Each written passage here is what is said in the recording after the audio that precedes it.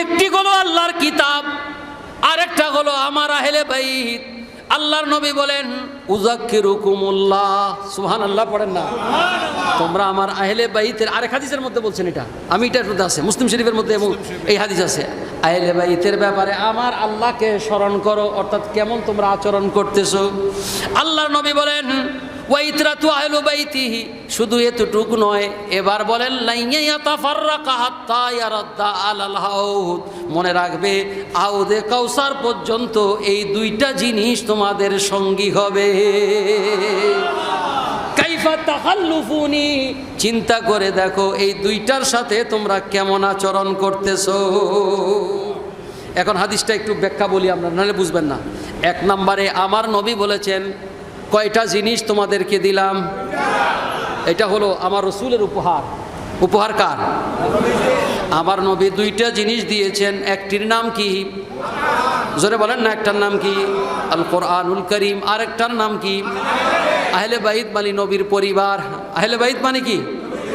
আমার নবী বলেন এই দুইটা যদি কি করো, আঁকড়ে ধরো, তাহলে তোমরা কি হবে না? গোমরাহ হবে না। আলহামদুলিল্লাহ, আপনারা বুঝেছেন, বলেছেন। আল্লাহর নবী বলেন এই দুইটা জিনিসের মর্যাদা কিরকম। একটা হচ্ছে আসমান থেকে জমিন পর্যন্ত মহা মজবুত রশি, জোরে কোন ঠিক কিনা? আরেকটা হলো আমার আহলে বাইত, অর্থাৎ এই দুইটাকে মজবুত করে যদি ধরো তুমি কখনো গোমরাহ হবে না। এই জন্য এই দুইটা যাদের কাছে আছে তারা কি হেদায়েতপ্রাপ্ত, তারা কি? এখন দেখবেন কোন জায়গায় তাফসীরুল কোরআন আছে কিন্তু আহলে বাইত নাই, আছে কি আছে না? তাফসীরুল কোরআন আছে কিন্তু আহলে বাইত নাই। আবার কেউ আহলে বাইত আছে কিন্তু এরা কারা? যারা এক্সট্রিম কথা করে, তারা কোরআনে কারীমের অনেক কিছু মানে না। শিয়াদের মধ্যে কোনো কোরআনের হাফেজ না, অনেক আয়াত সরাই ফেলছে। এটার মধ্যে শাহ আব্দুল আজিজ মুহাদ্দিস দেহলভীর ইসনা আশারা পড়া দরকার।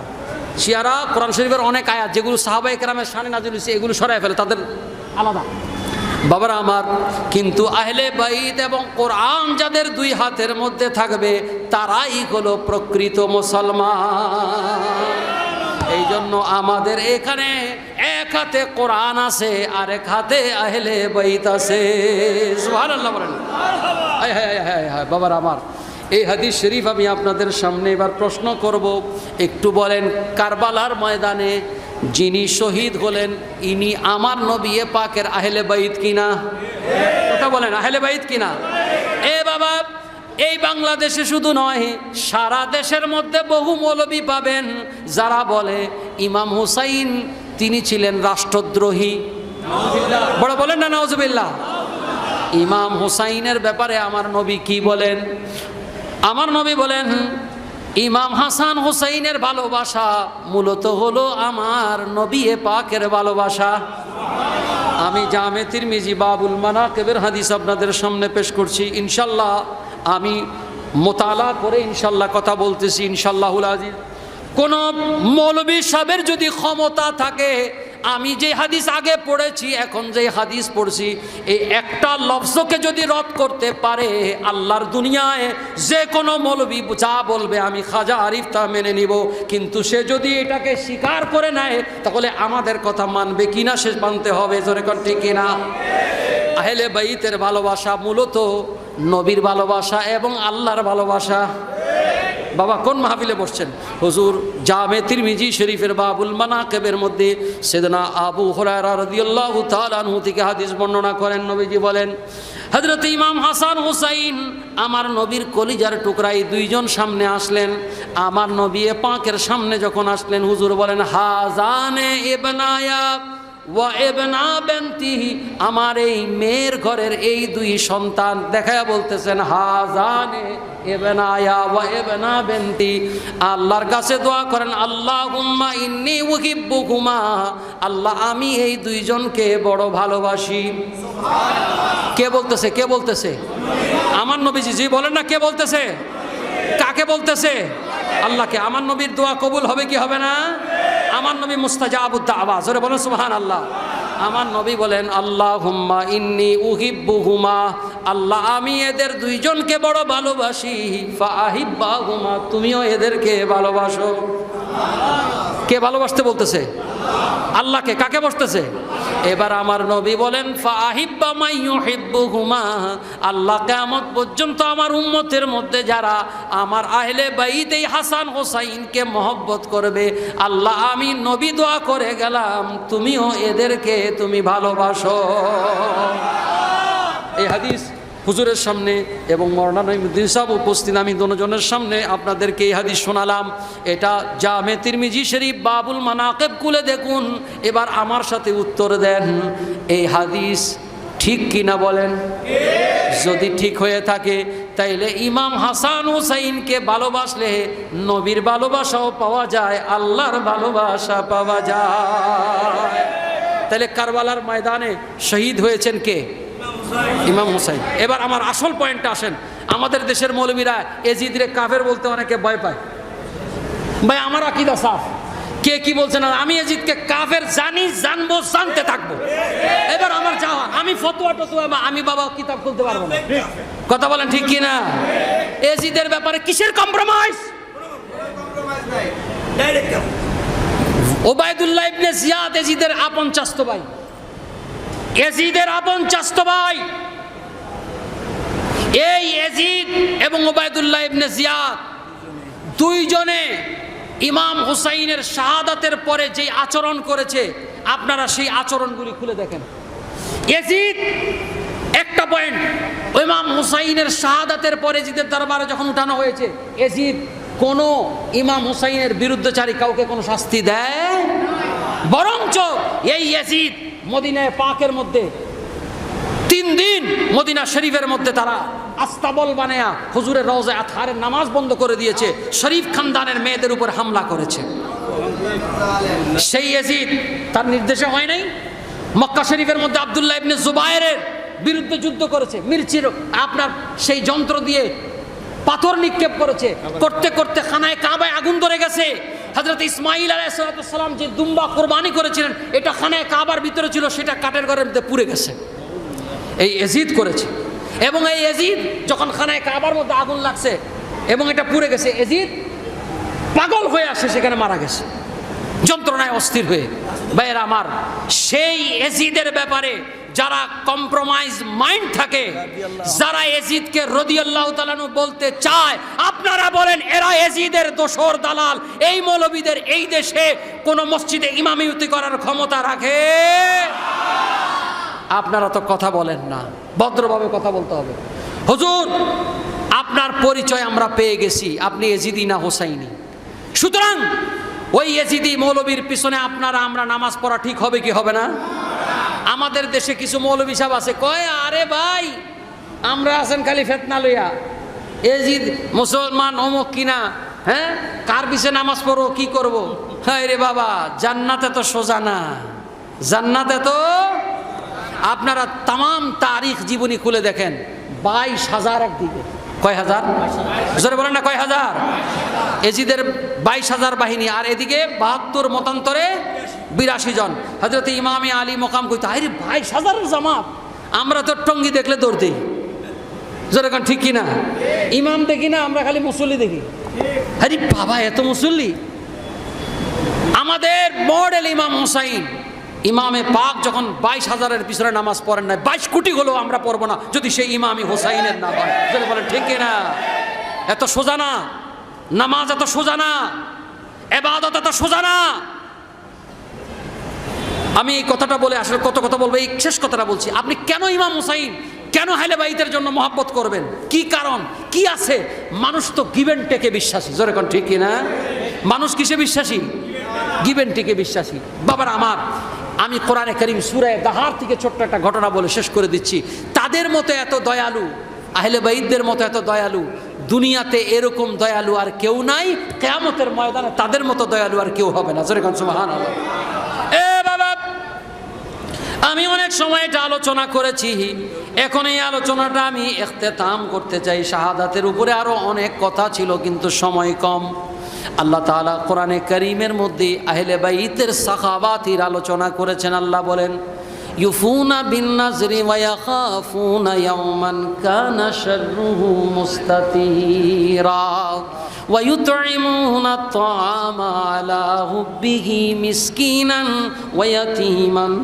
ويتيما وأسيرا إنما نطعمكم لوجه الله لا نريد منكم جزاء ولا شكورا তুদ্দাহার খুলে দেখুন এই আয়াতে কারিমার তাফসীর।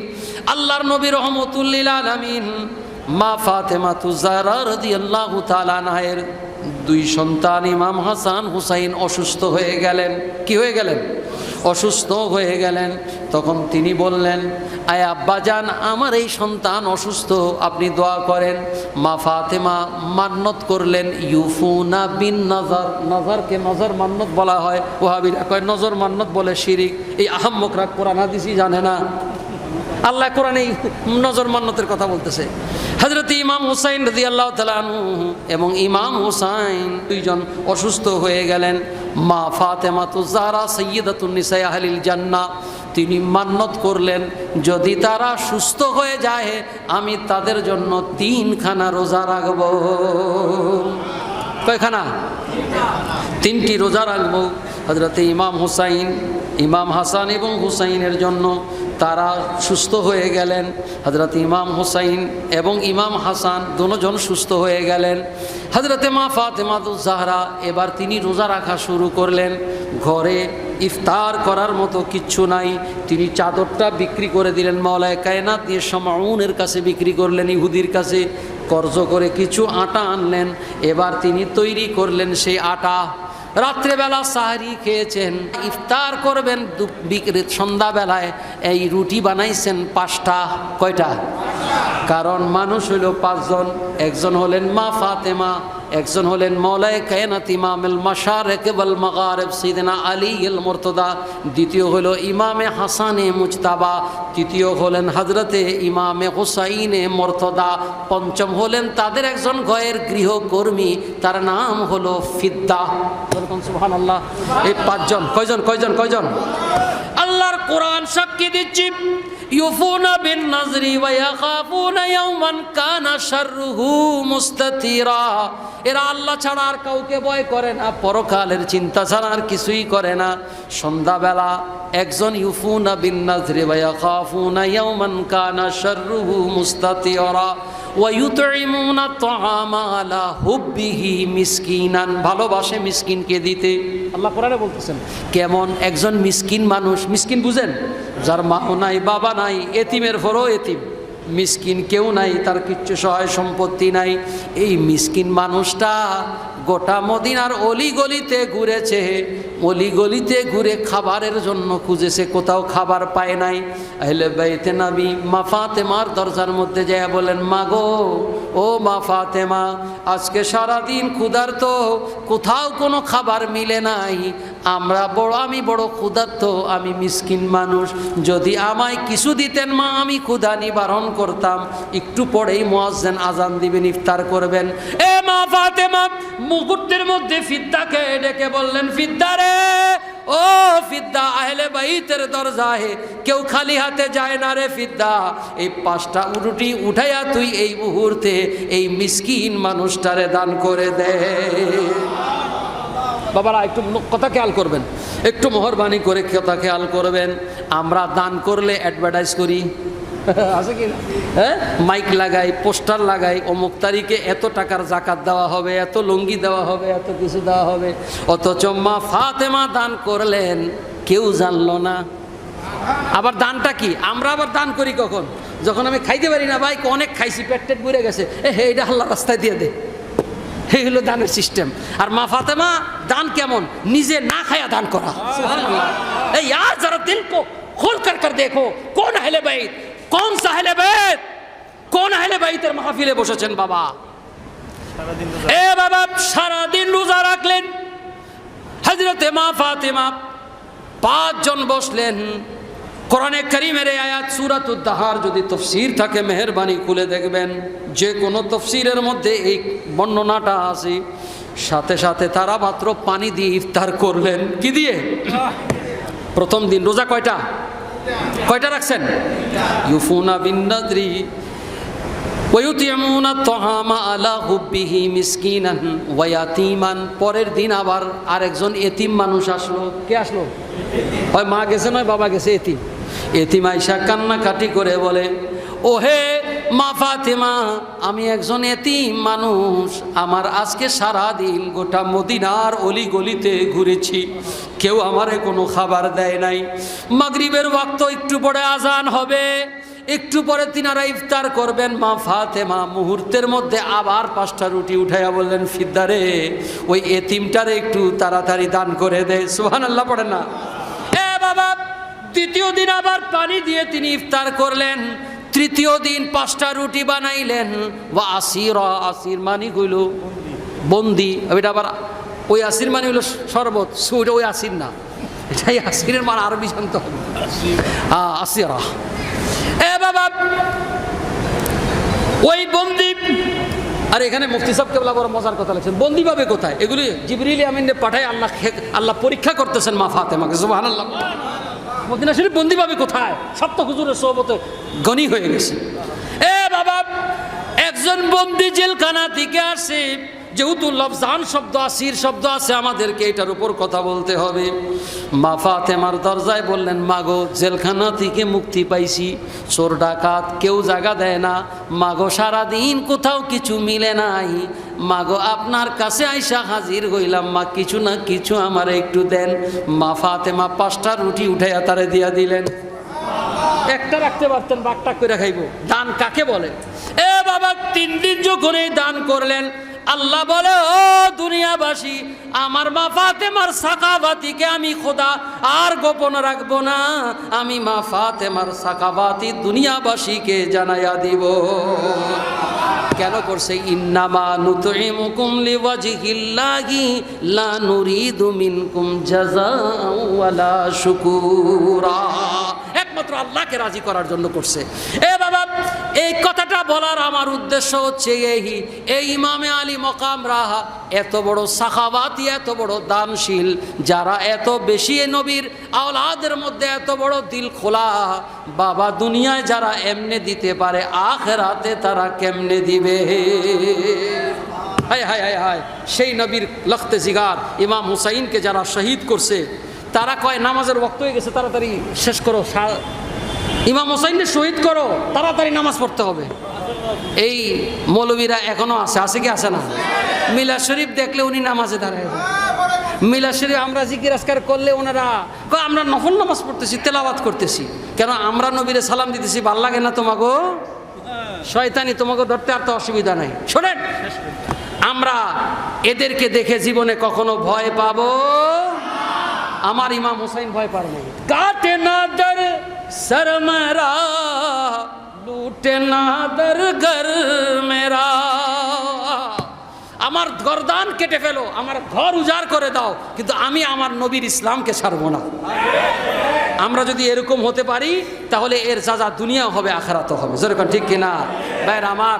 আল্লাহ তাআলা ইমামে আলী মুকামের মোহাব্বত, শাহাদাতে কারবালার উপর হুজুর কিছু কথা বলবেন। কারবালার ময়দানে নির্মমভাবে ইমাম হুসাইনকে শাহাদাত করা হয়েছে।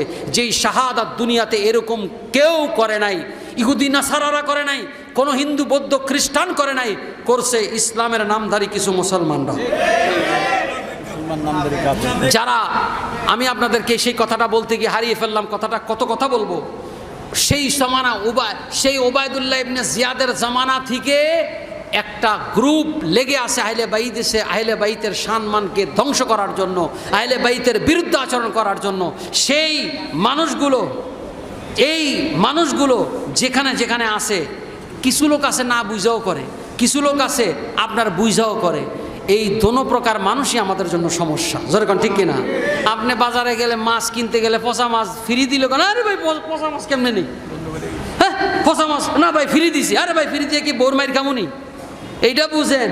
আর আপনারা ইমাম হাসান হোসেনের বিরুদ্ধে কয়, আপনি চুপ থাকেন। তার মানে কি? Battery fuse. ব্যাটারি কি? এই ধরনের আকীদা থেকে আমাদেরকে বাঁচতে হবে কি না? বাঁচতে হবে কিনা?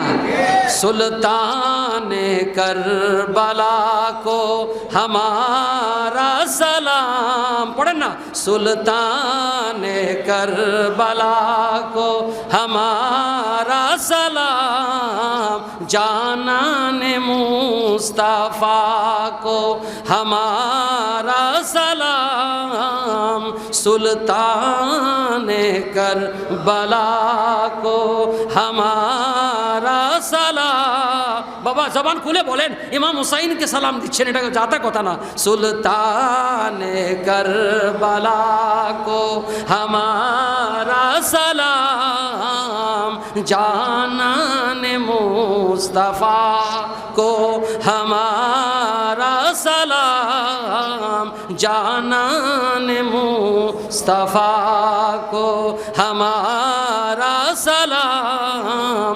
সুলতান করবালা কো হামারা সালাম। আমার কথা শেষ। একটা কথা সবসময় মনে রাখবেন, ওই ওয়াহাবি মৌলবীরা বলবে এই কথা, এই ভাই এটা কি কোরআন আছে, হাদিসে আছে, অমুক আছে, সমুক আছে। আপনি তাকে বলবেন যে আপনি মনে করেন আল্লাহর নবীর দরবারে বসছেন, আল্লাহ নবীর দরবারে বসার পর এইদিকে ইয়াজিদ, এদিকে হুসাইন, এবার মৌলবী সাহেব বলেন আপনি কোন দিকে যাইবেন? যদি বলা হয় আল্লাহ নবী এই তুমি কার দলে দেখাও, কে ইয়াজিদের পক্ষে যাও, তাড়াতাড়ি যাও, আর হুসাইনের পক্ষে, আমরা কোন দিকে যাব? সবাই বলতেছে না কোথায় যাব? তাহলে ওই সময় যদি হুসাইনের পক্ষে যেতে পারি, এখন যাবেন না কেন? সেই জন্য আমরা, আমাদের একটা পরিচয় হলো আমরা হুসাইনি মুসলমান, আমরা এজিদি মুসলমান, এজিদি মুসলমান, ওয়াহাবি, মওদুদি, খারেজি, আহলে হাদিসি, আর আমরা আহলে সুন্নাত ওয়াল জামাত হলাম হুসাইনি মুসলমান। জোরে বলেন সুবহানাল্লাহ। আল্লাহ তাআলা আমাদেরকে কবুল ও মঞ্জুর করুক, আমিন। ওয়া আখির দাওয়ানা আলহামদুলিল্লাহি রাব্বিল আলামিন। আসসালামু আলাইকুম।